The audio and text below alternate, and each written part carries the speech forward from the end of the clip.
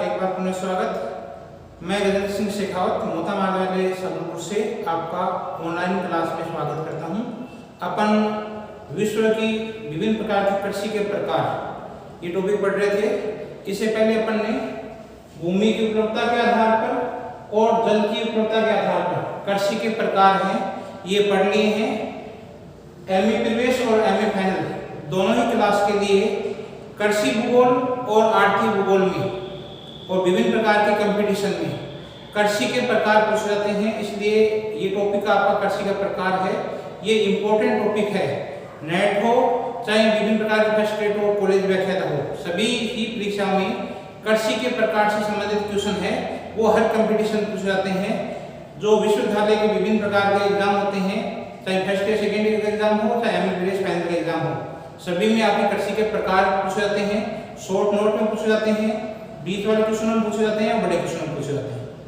इसलिए इंपॉर्टेंट आपका टॉपिक है कृषि के प्रकार।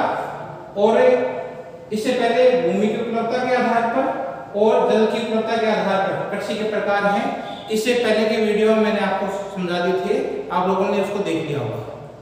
आज आगे कृषि के प्रकार में भी तीसरा उद्देश्य के आधार पर कि कृषि करने का क्या उद्देश्य है।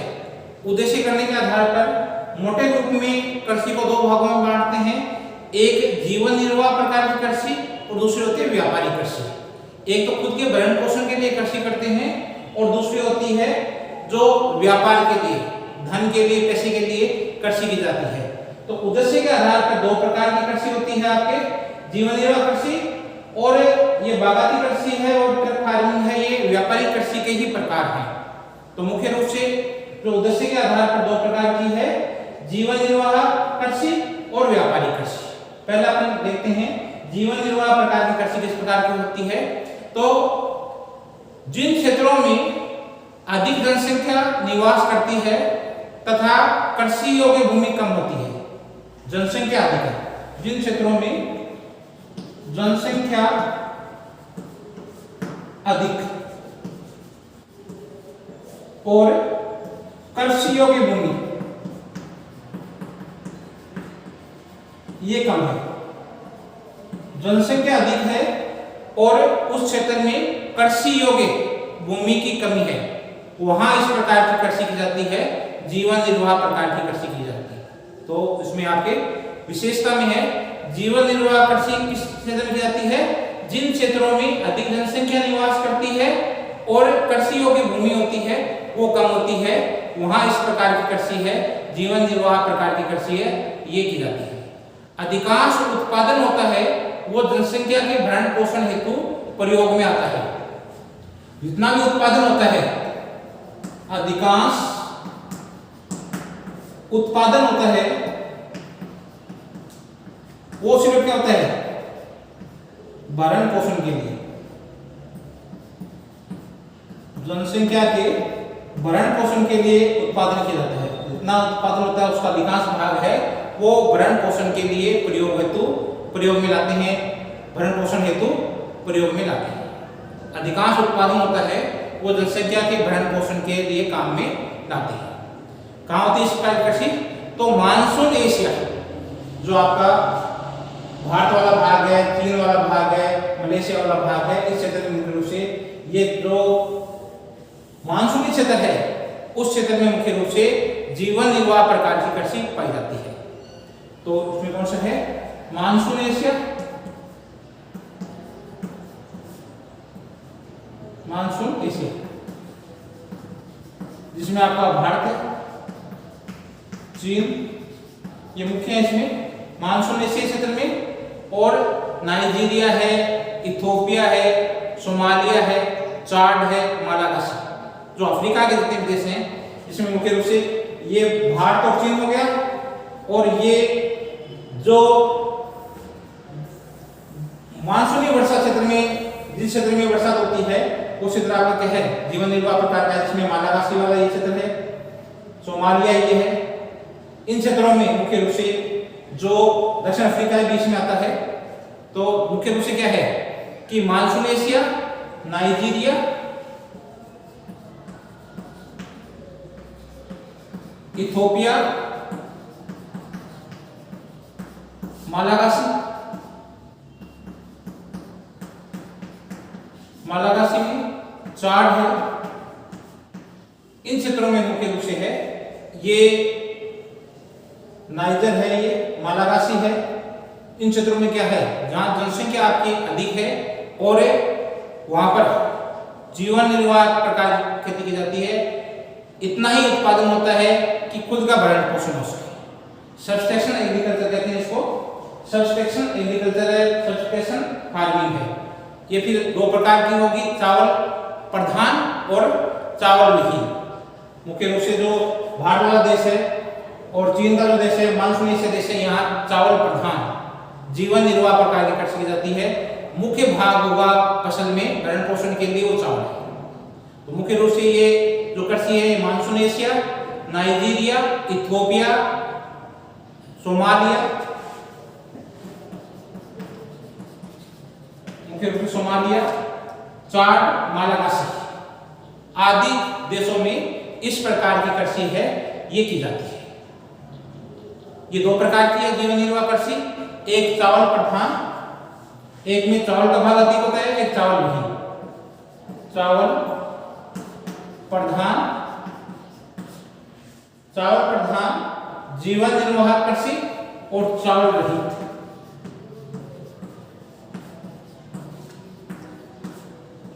जीवन निर्वाह कृषि। आगे इसका विस्तृत आगे मैं वीडियो बनाऊंगा, उस वीडियो में एक एक आपको कृषि के बारे में विस्तृत रूप से बताऊंगा। अभी शॉर्ट में सभी प्रकार की कृषि का अपन प्रकार है ये पढ़ रहे हैं, तो अपन शॉर्ट में पढ़ रहे हैं। अभी प्रकार का अपने को ध्यान होना चाहिए कि जीवन निर्वाह कृषि किस प्रकार की है, उद्देश्य के आधार पे है, और उद्देश्य के आधार पर जीवन निर्वाह कृषि है उसमें जनसंख्या जिन क्षेत्रों में अधिक होती है और कृषि योग्य भूमि कम होती है, वहाँ जीवन निर्वाह प्रकार की कृषि की जाती है। अधिकांश उत्पादन होता है वो जनसंख्या के भरण पोषण के लिए होता है, जनसंख्या के भरण पोषण तो प्रयोग में लाते हैं। मुख्य रूप से आपका जो मानसूनी देश है, नाइजीरिया, इथियोपिया, सोमालिया, चाड, मालागासी आदि देशों में इस प्रकार की कृषि की जाती है। और जीवन निर्वाह कृषि है, ये मुख्य रूप से दो प्रकार की होती है। चावल प्रधान, जिसमें मुख्य अंश भरण पोषण का जो मुख्य फसल है वो चावल, जैसे भारत है, चीन है, इंडोनेशिया है, इन देशों में थाईलैंड है, जो मानसून एशिया देश हैं, वहां पर इस प्रकार के चावल प्रधान जीवन निर्वाह प्रकार की कृषि की जाती है। और दूसरी होती है चावल विहीन, वहां चावल की इंपोर्टेंस कम होती है, चावल की जगह मक्का हो सकती है, बाजरा हो सकता है, आपका गेहूं हो सकता है वहां पर।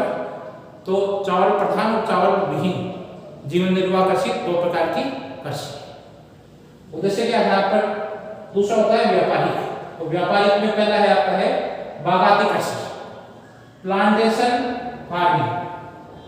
प्लांटेशन फार्मिंग रूप से इसका जो क्षेत्र होता है, ये क्षेत्र होता है उष्ण, उष्ण क्षेत्र या उपोष्ण। जितने भी जो बागान है, बागानों में इस प्रकार की खेती की जाती है। जिन क्षेत्रों में उष्ण मौसम है या उपोष्ण कटिबंधीय क्षेत्र है, उपोष्ण कटिबंधीय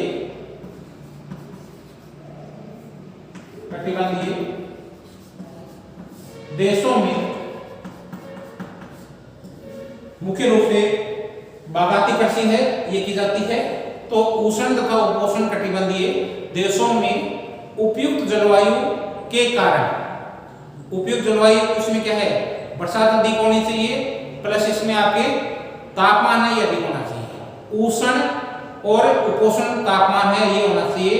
उपयुक्त जलवायु के लिए, इसके लिए प्लांटेशन बागाती कृषि के लिए तापमान अधिक होना चाहिए, प्लस आपका बरसात की मात्रा अधिक होना चाहिए। उष्ण तथा उपोष्ण जलवायु, इसके लिए विशेष प्रकार की जलवायु होती है, वो उपयुक्त रहती है।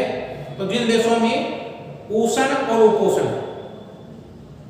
कटिबंधीय देशों में उपयुक्त जलवायु के कारण विशेष प्रकार की बागाती कृषि की जाती है, जिसका मुख्य उद्देश्य निर्यात पर आधारित फसलों का उत्पादन करना है।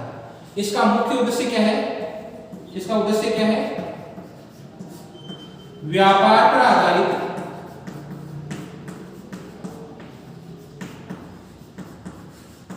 फसलों का उत्पादन करना या निर्यात पर आधारित फसलों का उत्पादन।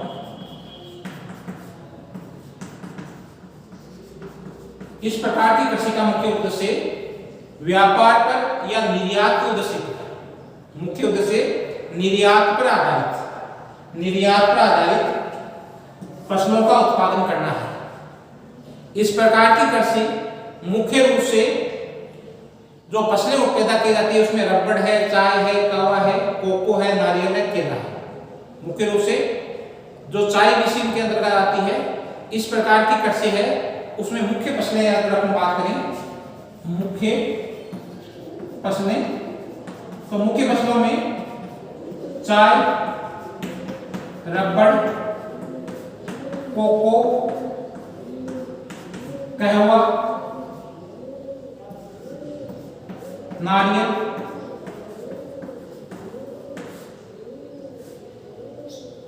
मुख्य रूप से आपके हैं ये फसलें हैं, इसमें मुख्य रूप से उगाई जाती है। केला है इसमें, चाय, रबड़, कोको, कहवा, नारियल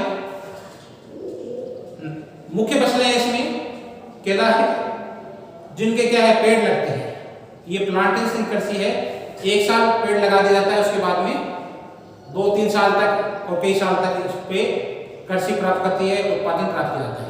निर्यात के लिए मुख्य उद्देश्य इसका है निर्यात पर आधारित फसलों का उत्पादन करना, निर्यात पर आधारित फसलों का उत्पादन करना। इस प्रकार की जो कृषि है उसमें मुख्य फसलें आपकी है रबड़ है, चाय है, कोको है, कहवा है, नारियल है, केला है आदि मुख्य फसलें हैं।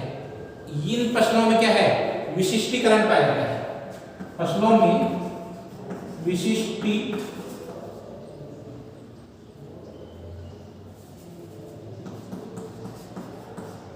विशिष्टीकरण पाया जाता है।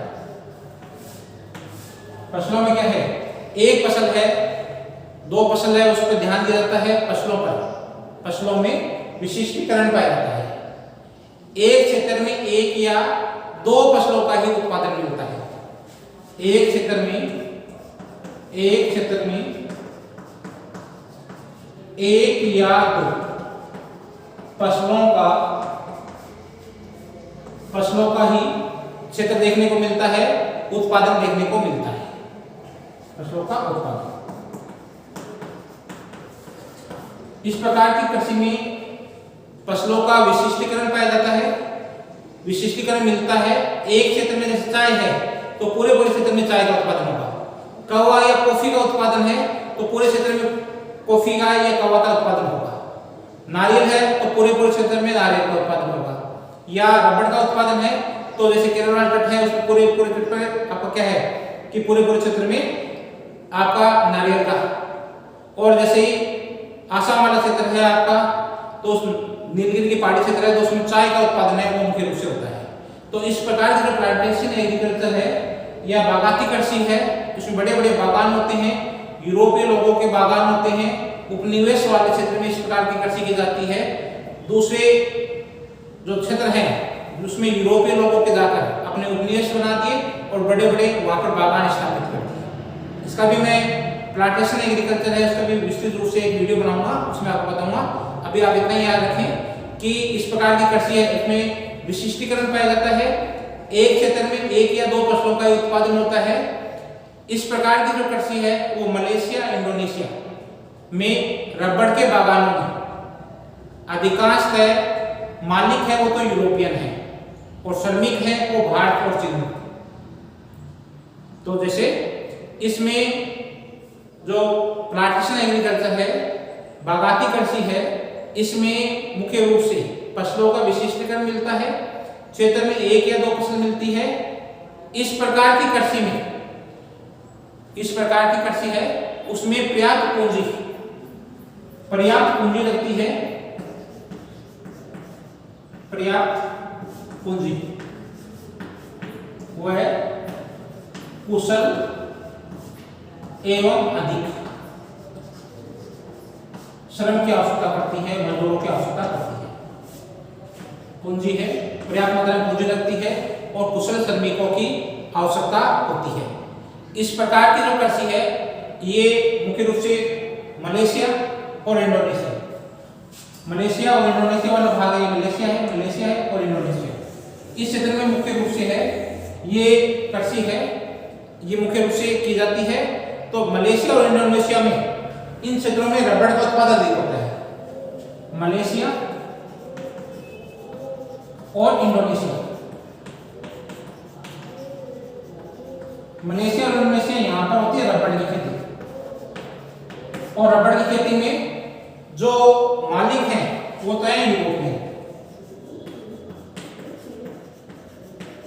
इन बागानों के मालिक यूरोपियन हैं और जो श्रमिक हैं, ये श्रमिक हैं, ये भारतीय हैं या चीनी हैं। जो चीन के श्रमिक हैं ये भारतीय। फसलों का विशिष्टीकरण पाया जाता है।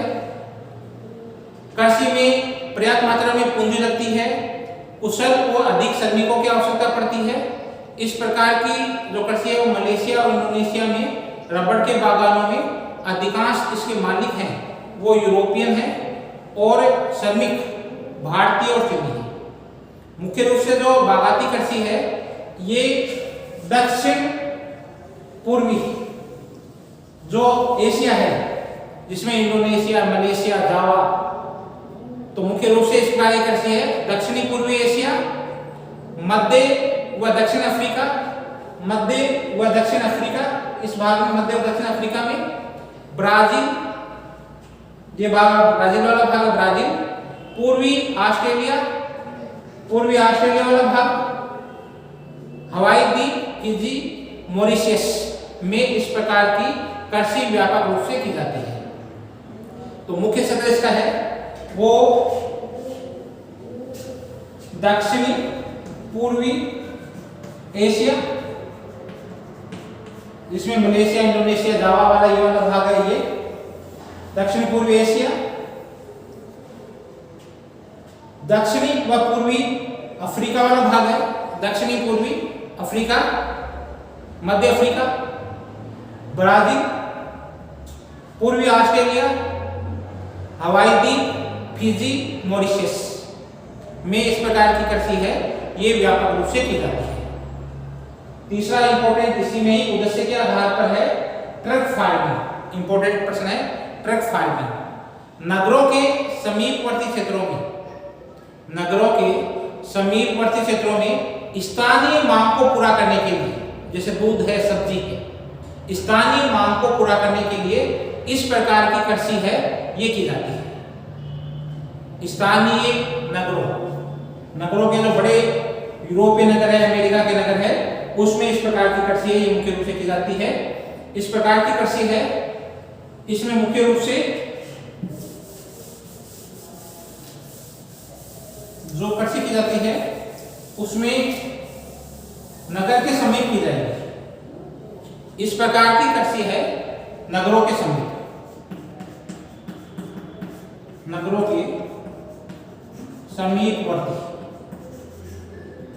समीपवर्ती भागों में की जाएगी। स्थानीय मांग को पूरा करने के लिए की जाएगी। स्थानीय मांग की पूर्ति के लिए, स्थानीय मांग की पूर्ति के लिए, जिसमें क्या है, दूध हो सकता है, सब्जी हो सकती है, फल फूल, जो शीघ्र खराब होने वाली वस्तु है उसका उत्पादन है वो नगरों के पास में होता था पहले। इसलिए क्या है, ट्रकों द्वारा स्थानीय जो बाजार तक पहुंचाते थे इन दूध, सब्जी, फल और फूल, इनको निकटवर्ती क्षेत्र से, आसपास नगर के आसपास क्षेत्र से ट्रकों के माध्यम से बाजार तक पहुंचाया जाता था। इसलिए इस कृषि का नाम पड़ गया ट्रक फार्मिंग। नगरों के समीपवर्ती क्षेत्र में स्थानीय मांग को पूरा करने के लिए इस प्रकार की कृषि है ये की जाती है। बाजार की समीपता होनी चाहिए इसमें। इस कृषि क्या विशेषता है, बाजार की समीपता, बाजार की समीपता होनी चाहिए। परिवहन के साधन होना चाहिए, परिवहन के पर्याप्त साधन होने चाहिए, परिवहन के पर्याप्त साधन होने चाहिए, परिवहन की सुविधा होनी चाहिए, सुविधा। इस प्रकार की कृषि के लिए बाजार की समीपता, परिवहन की आपकी सुविधा होनी चाहिए उत्पादों की खपत, उत्पाद है, उत्पादों की खपत।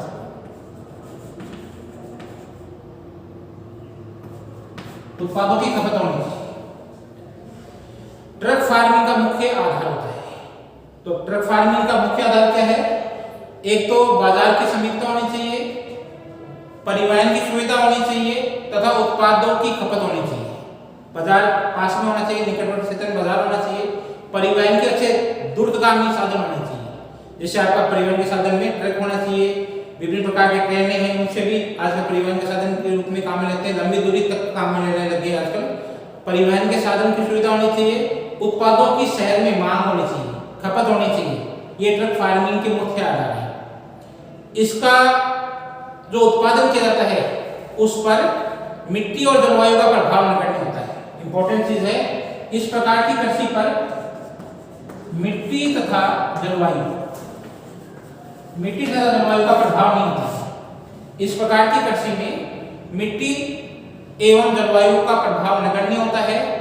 इस प्रकार की कृषि है ये मुख्य रूप से जो बड़े नगर हैं, विभिन्न प्रकार के जो देश हैं, विभिन्न देश हैं, जैसे यूएसए, तो न्यूयॉर्क है इसमें मुख्य रूप से आपके, तो उन क्षेत्रों के आसपास जापान है, यूरोपीय देश है, उनमें बड़े बड़े नगर हैं, उन नगरों के समीपवर्ती क्षेत्र है, उसमें इस प्रकार की कृषि मुख्य रूप से की जाती है। तो इसमें यदि अपन बात करें ट्रक फार्मिंग में, तो यूएसए के बाद में यूरोपीय देश,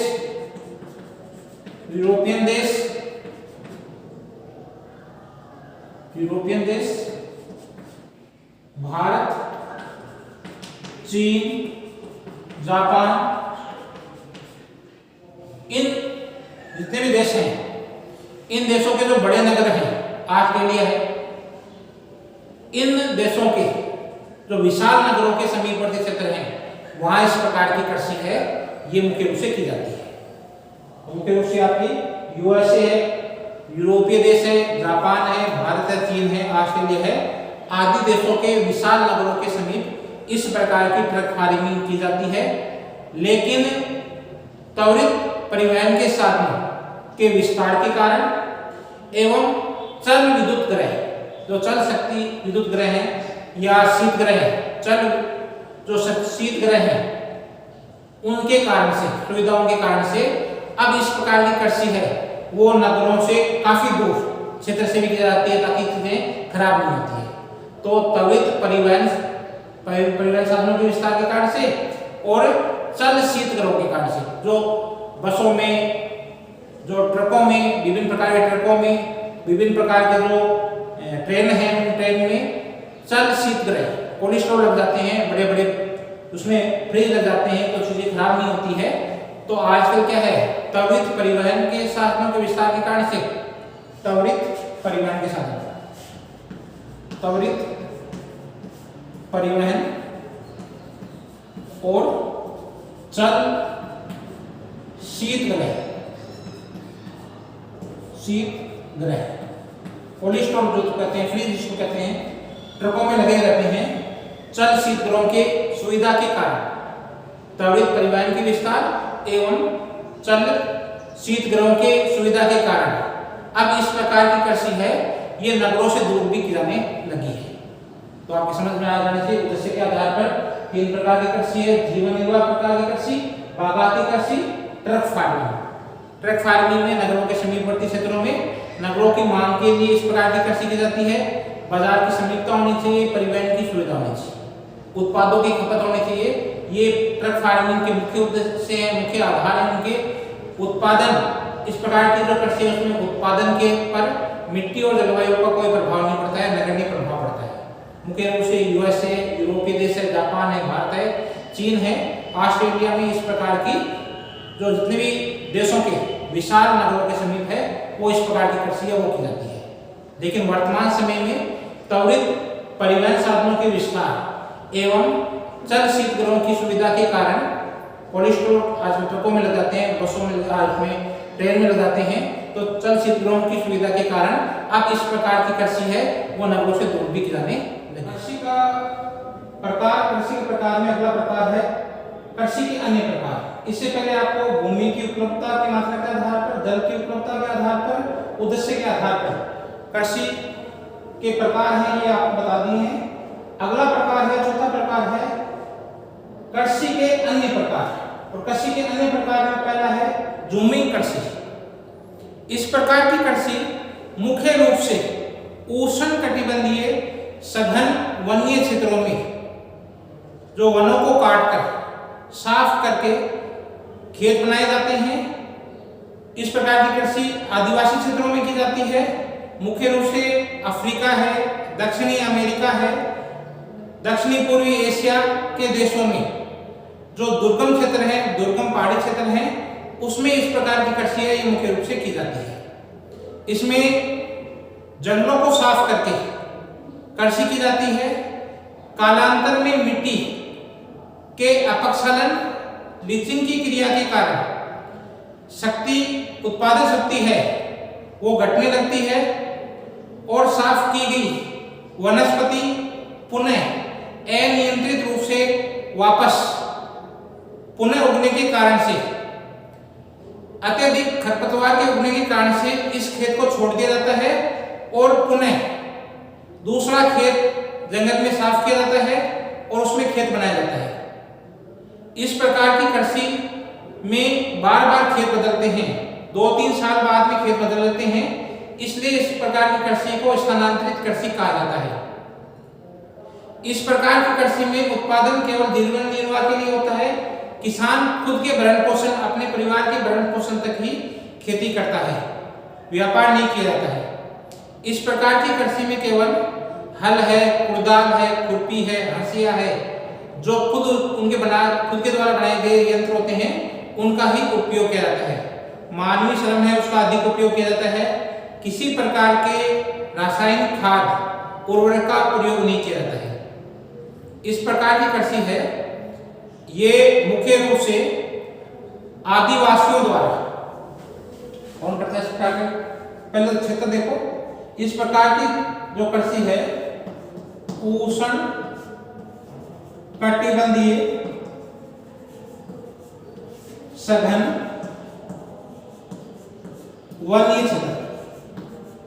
वन्य क्षेत्रों में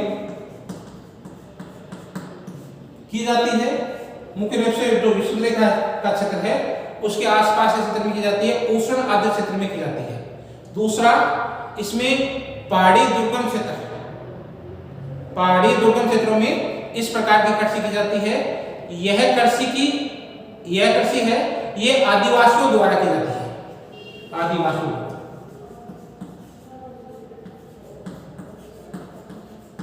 आदिवासियों द्वारा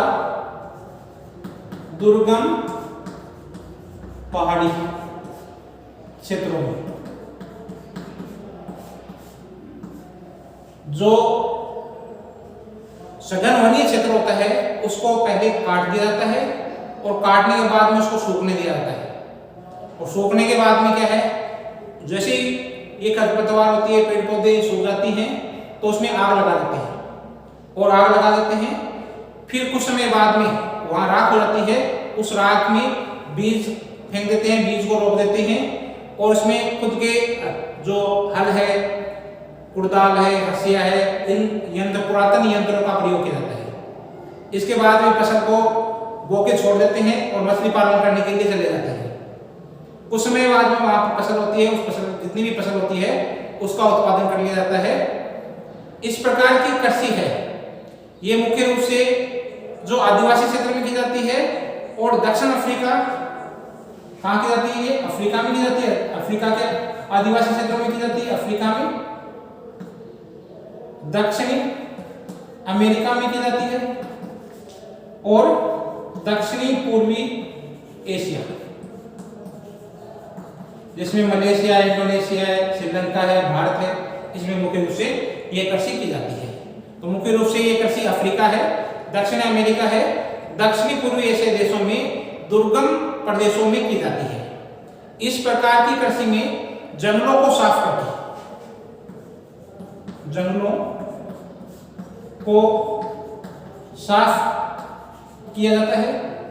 साफ करने के बाद में उनमें जो भी पेड़ पौधे होते हैं वो सूख जाते हैं, काट देते हैं, पहले काटने के बाद में सूख जाते हैं, सूखने के बाद में उसको आग लगा देते हैं। तो इस प्रकार के कृषि है। इस कृषि को काटो और जलाओ कृषि भी कहा जाता है। काटो और जलाओ कृषि है, सेल्स एंड बर्न।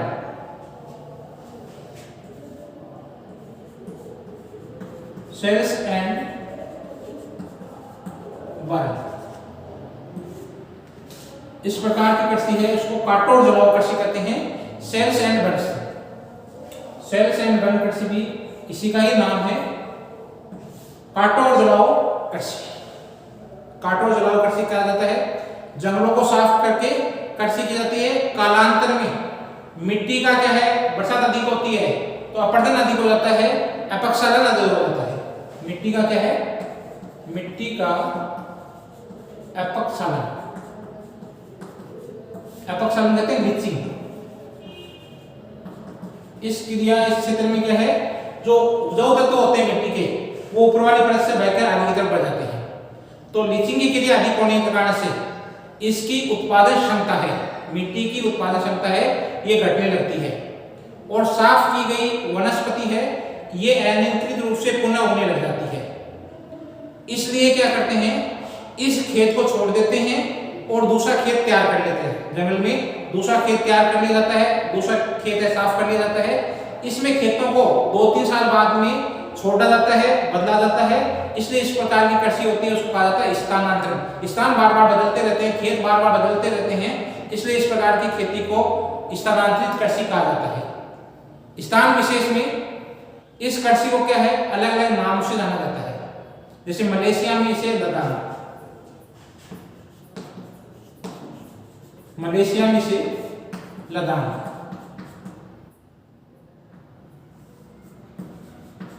लदान कहा जाता है। श्रीलंका में चेना, चेना कहा जाता है। म्यांमार में टांगा कहा जाता है। भारत में झूम, झूम कृषि के नाम से जाना जाता है। इसी प्रकार से म्यांमार में टांगा कृषि है, श्रीलंका में चेना कृषि है, भारत में झूम कृषि है, सूडान में नगाशो, ब्राजील में रोका, ब्राजील में रोका कृषि के नाम से जानी जाती है। सूडान में नगाशो,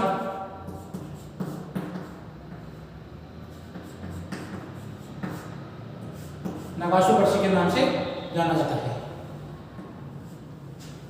अलग अलग स्थानों पर इसका अलग अलग नाम है, लोकल नाम है। मलेशिया है, मध्य आपका क्या है, रोडेशिया है, मध्य अमेरिका में इसे मिल्पा कहते हैं, फिलीपींस में केगिन कहते हैं। अलग अलग स्थानों पर उनके अलग अलग नाम है, तो आपको समझ में आना चाहिए। इस प्रकार की कृषि है, ये आदिवासियों द्वारा की जाती है। उष्ण कटिबंधीय क्षेत्रों में इस प्रकार की कृषि की जाती है। जंगलों को बार बार बदला जाता है, मिट्टी की उत्पादन क्षमता कम हो जाती है, बार बार खरपतवार हो जाती है, अनियंत्रित रूप से वनस्पति पुनः उगने लग जाती है, इसलिए उस खेत को छोड़ देते हैं और दूसरा नया खेत बना लेते हैं।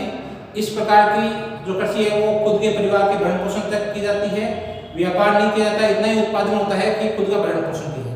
किसी प्रकार के कोई आधुनिक यंत्र का प्रयोग नहीं किया जाता है, खुद के बनाए गए यंत्र हैं, जैसे आपके है हल है, कुदाल है, हंसिया है, खुरपी है, इन यंत्रों का प्रयोग है, ये मुख्य रूप से किया जाता है।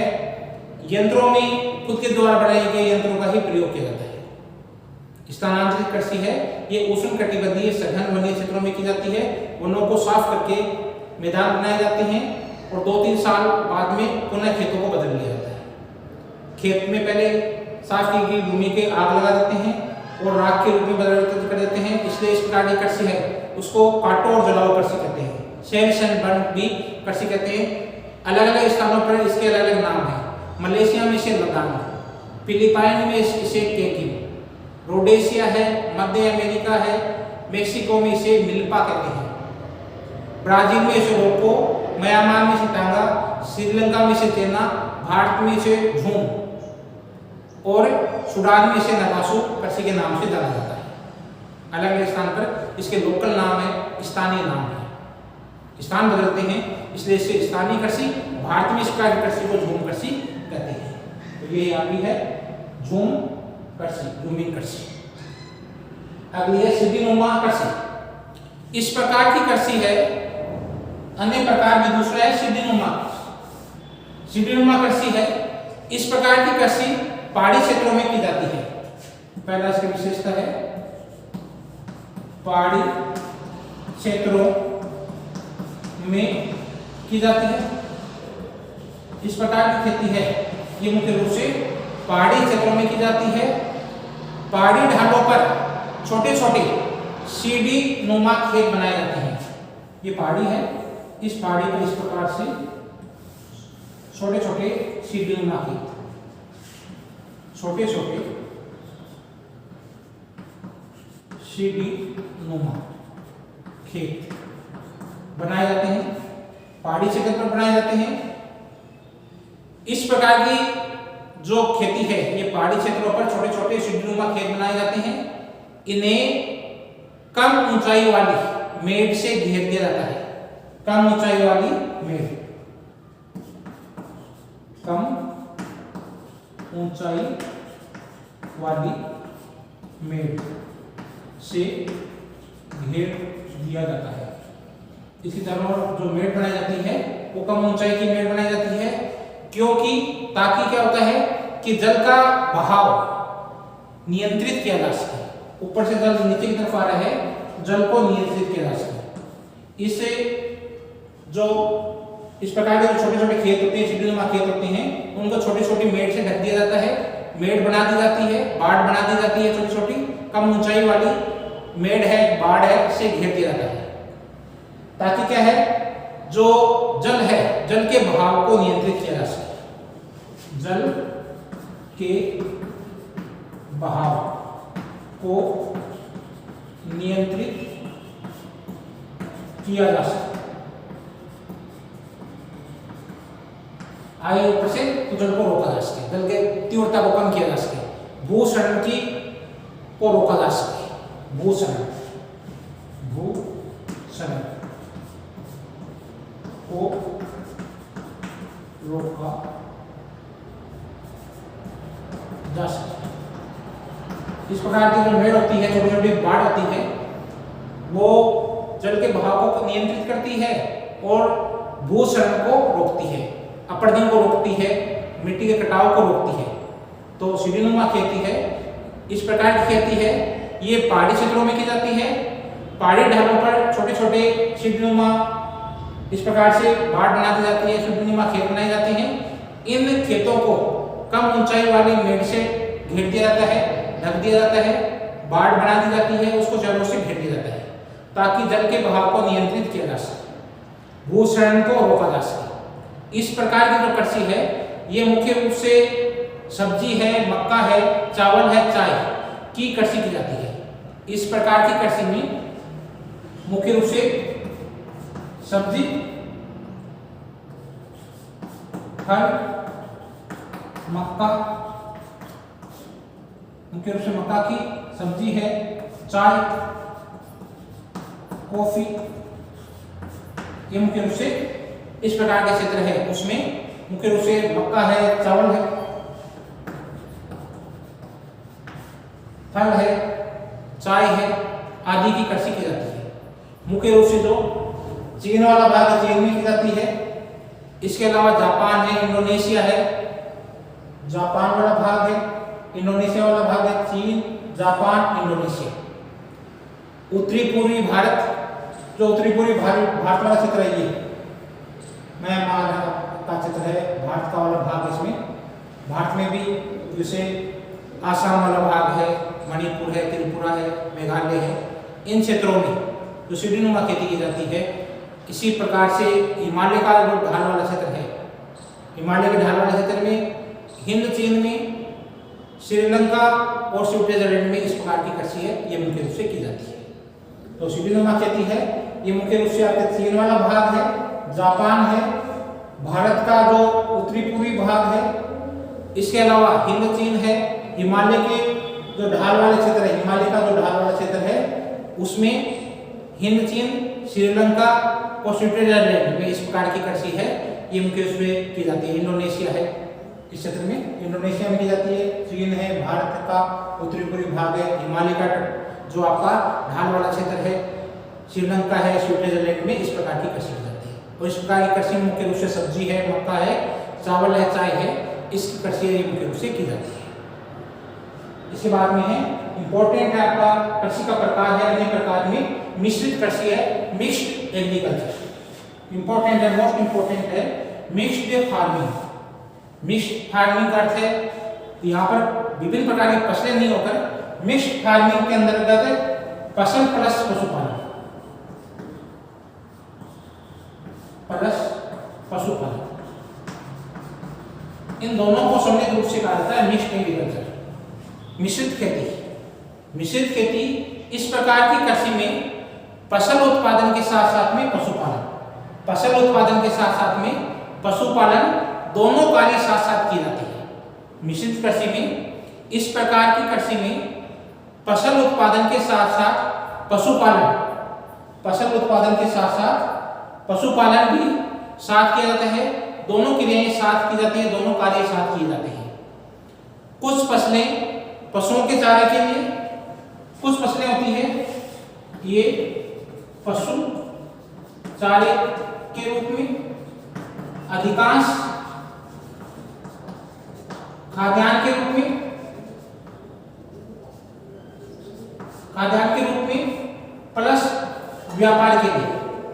अधिकांश जो कृषि है वो आपकी खाद्यान्न के लिए की जाती है, खाद्यान्न के लिए उत्पादन किया जाता है, विक्रय के लिए पैदा किया जाता है, विक्रय के लिए, विक्रय के लिए जो फसलों का उत्पादन किया जाता है उसमें कुछ भाग है वो पशुओं के चारे के लिए तथा अधिकांश भाग है वो फसलें खाद्यान्न एवं विक्रय के लिए पैदा की जाती है। फसलों का उत्पादन फसल चक्र प्रणाली अपनाई जाती है। फसलों के उत्पादन में फसल चक्र प्रणाली, फसल चक्र प्रणाली, फसल चक्र प्रणाली का मतलब है खेत में अदल बदल के एक साल एक फसल पैदा की जाती है, अगली बार दूसरी, ताकि क्या है कि मिट्टी की उर्वरा क्षमता बनी रहे। अदल बदल की खेती की जाती है, एक साल एक फसल ली जाती है, दूसरे साल दूसरी फसल ली जाती है, ताकि क्या है मिट्टी की उर्वरा क्षमता समाप्त नहीं हो और दूसरी से फसल उससे उर्वरा क्षमता मिले। इस तरह है, इस प्रकार की कृषि मिश्रित कृषि है, इसमें फसलों के उत्पादन में फसल चक्र प्रणाली अपनाई जाती है। पशुओं में भेड़, सुअर, गाय, बैल, बकरियां, मुर्गी मुख्य इनका पशुपालन है। पशुपालन में मुख्य रूप से भेड़ बकरी,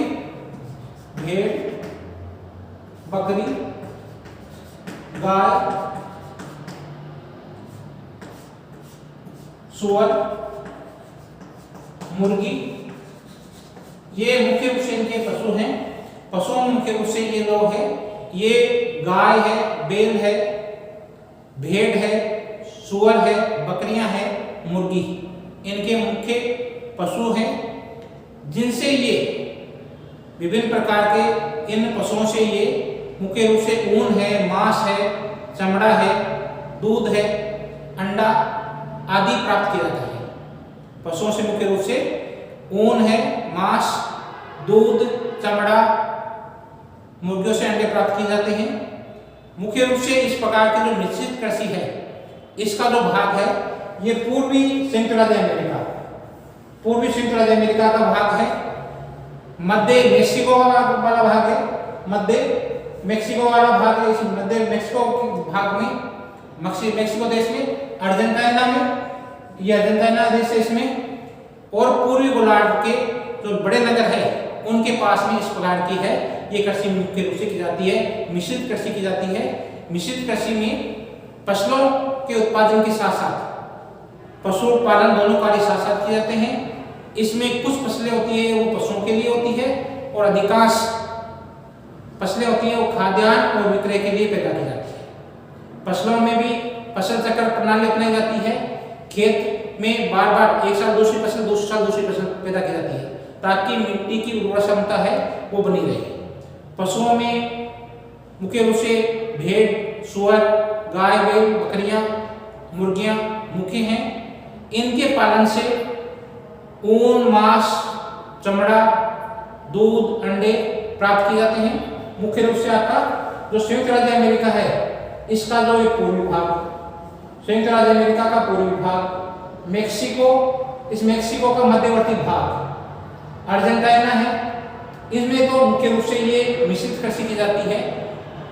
इसके अलावा जो पूर्वी गोलार्ध के जितने भी बड़े नगर हैं, उन नगरों के पास में भी इस प्रकार की मिश्रित कृषि ये की जाती है। उम्मीद करता हूँ आपको एक इम्पोर्टेंट लेसन है जो हर कंपटीशन के लिए, चाहे नेट हो, फर्स्ट ग्रेड हो, चाहे कॉलेज व्याख्याता हो, चाहे विभिन्न प्रकार के कॉलेज की क्लासेज हो, BA पार्ट सेकेंड, थर्ड और आपके MA प्रीवियस और फाइनल, इसमें आर्थिक भूगोल और कृषि भूगोल दोनों में ये टॉपिक है कृषि के प्रकार। आप लोगों को समझ में आ गए होंगे। दो वीडियो के माध्यम से मैंने इन कृषि के प्रकार को समझाने का प्रयास किया है। आप लोगों को अच्छी तरह से समझ में आ गया होगा, ऐसा मैं मानता हूँ। आप अच्छी तरह से इस टॉपिक को क्लियर कर ले, याद कर ले और सीख ले। छोटे और बड़े प्रकार के दोनों प्रकार के क्वेश्चन हैं, वो इनमें से क्वेश्चन पूछे जाएंगे, चाहे कंपटीशन हो, चाहे आपके कॉलेज की परीक्षा हो। आप लोग वीडियो देखा, आपका बहुत बहुत धन्यवाद। Thank you very much.